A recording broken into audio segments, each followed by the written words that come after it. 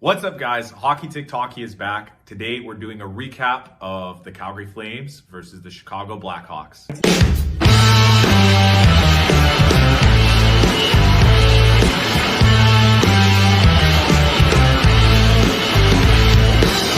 All right, so to open the scoring today, guys, Chicago took a 1-0 lead. Colin Blackwell ended up scoring. He snuck one past Vladar early in the first period.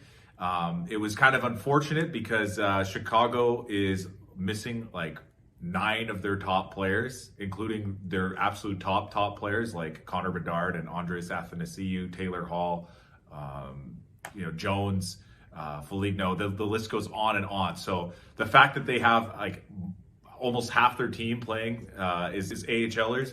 It's really surprising that they ended up taking that 1-goal lead, but whatever, it happens. Let's see if they can come back. Well, they ended up coming back. Elias Lindholm scored. Unfortunately, that goal did not count. Chicago ended up challenging it for goaltender interference, which, he kind of pushed into the goalie a little bit. From my perspective, I thought the goal should have counted. But the refs and the media situation room in Toronto obviously saw it a different way. They ended up calling that goal back on the goaltender interference. So it's still 1-0 Chicago. Then Nazem Kadri ends up scoring on a beauty play. So the puck kind of bounced around to a couple different guys, ends up on Kadri's stick right in front of the net, and he just taps it in. It was just an easy one. So out of the first period, it's 1-1. Coming into the second period, Calgary actually takes the lead. Andrew Mangiapane scores on a beauty play as well. And this is actually a 5-game point streak for Mangiapane. So ever since they rejuggled up the lines, they put Mangiapane back on the line with Coleman and Backlund. He's been on a 5-game point streak.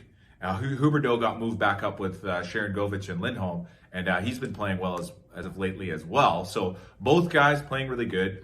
Mangiapane, 5-game point streak, 8 points during that streak, and he's doing really well. But unfortunately, it wasn't enough because coming into the third, Chicago ends up tying it up. Kurashev scores. Next thing you know, Nikita Zaitsev scores, and it's 3-2 Chicago going into the third period. So the Flames this year have been known for getting their comeback wins. They've had quite a few comeback wins earlier in the season. So it wasn't the end of the world. They had a good chance to come back in the third period. We'll see what happens. But what ended up happening is it was too little too late because Colin Blackwell, the guy who scored earlier in the game, got a second goal on Dan Vladar. So he's got 2 on the night. And then guess who scores for Calgary? Nazem Kadri. He's got 2 on the night. But again, like I said, guys, it was too little too late. The Flames could not get it done against one of the worst teams in the entire league, missing half of their superstars. So this was a brutal loss for the team. They're right in the fight for a playoff race right now for the wild card spot. Coming into the match, they were 2 points out. So this would have been a huge 2 points to get. And even had they gotten these 2 points, they would still be locked in a tie with Edmonton, St. Louis, Seattle. They're all tied with 41 points right now. And the Flames just blew a game in hand by handing this one over to Chicago. So, most Flames fans are pretty upset by this loss, guys. Chicago has been a kryptonite for the Calgary Flames ever since last season. For those of you who have been following along, last season, the Flames missed the playoffs by just a couple of points, and one of their final nails in the coffin or daggers in their heart, or however you want to say it, was a loss against Chicago in one of the final games of the season last year. So that was a terrible way to end the season last year, and now we're about halfway through the regular season. I believe the Flames have played 41 games, so their next game is going to be exactly halfway through the regular season. And they're still sitting right in the middle, 50-50. So they just ended up getting above 500 hockey after a 3-game win streak. Had a little road trip here against Philadelphia and Chicago over the weekend, playing 2 matinee games in a row, 2 afternoon games. where they could have pulled ahead. If they would have beaten Philadelphia, if they would have beaten Chicago, they would have actually been sitting comfortably, maybe not comfortably, but they would have been at least in a playoff spot at the end of this trip. And yet now they sit 2 points out, behind Arizona, behind Seattle, behind Edmonton, behind St. Louis, with their chances drastically going down with a loss like this tonight. So as a fan, I could say I am upset, guys. I'm not happy with the results of the match tonight. It was pretty brutal having to see that. And hopefully this is the last time that we get our hopes up and then our hearts broken by the Calgary Flames again, because all year long, it feels like the Flames take 1 or 2 steps forward and then 1 or 2 steps back. 1 or 2 steps forward, 1 or 2 steps back, just continuously in a cycle of playing 50-50 hockey.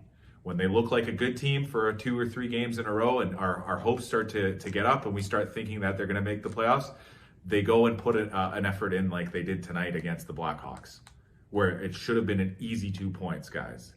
It should have been an easy 2 points. Playing the team of Chicago Blackhawks without Connor Bedard, without Taylor Hall, without any of their top stars, this should have been a W.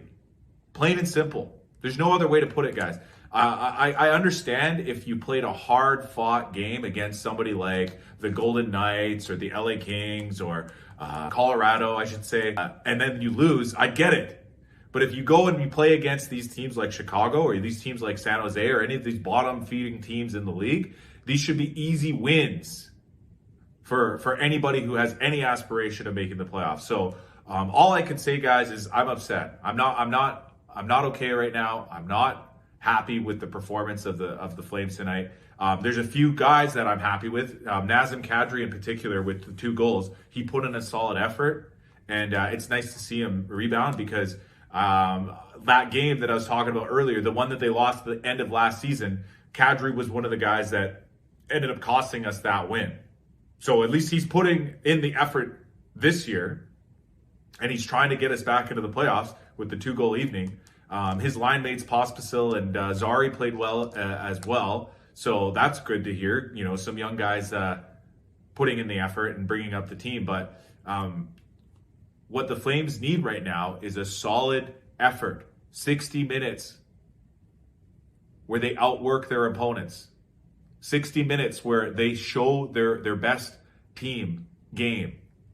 60 minutes where the players that are supposed to be the superstars of the team, the players that are supposed to be the all-stars and the difference makers of the team, be the difference makers. So I'm tired of the excuses. I'm tired of people who think that it's okay when you lose against a lesser opponent. That is a weak mindset, a loser's mindset, and it really upsets me, guys. So hopefully the Flames can get back in the win column in their next game, guys, because if they don't, it's going to be a really long year.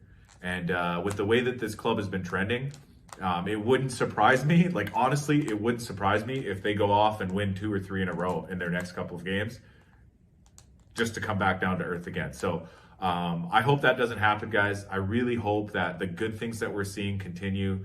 For example, Jacob Markstrom's been playing really well of late, but he didn't get the start tonight. Dan Vladar was back in net, I guess because it was a back-to-back game. Usually, if you play back-to-back games, you put a backup goalie in the second game, so I'm guessing that's why he got started over Markstrom. But Markstrom has been playing pretty well, so maybe with his goaltending, goaltending can change everything. Goaltending can drag you along to a playoff berth, and it can drag you through the playoffs if you actually make it there. So maybe that can happen.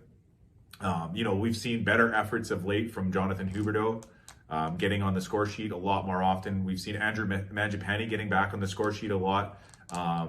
And we've seen, guys like Nazem Kadri keep pulling their weight. So hopefully these positives can continue and the Flames can just start getting rid of those negatives and stop laying eggs against the team that's second lowest in the Western Conference, and stop laying eggs against teams that they should get easy wins against. Hopefully they can start winning those games that really, really matter. I think there's one coming up quite soon here against Arizona, who's only 1 point ahead of the Flames right now. And that needs to be a win right now. I'm calling it right now, guys. If the Flames don't beat Arizona, then their playoff chances fall extremely low. So I hope you guys enjoyed watching this video. Thank you for watching the video if you're still here right now. And don't forget to like, subscribe, comment, all that stuff, guys. And keep tuning in because I'm going to make another video for you guys tomorrow. Okay, bye.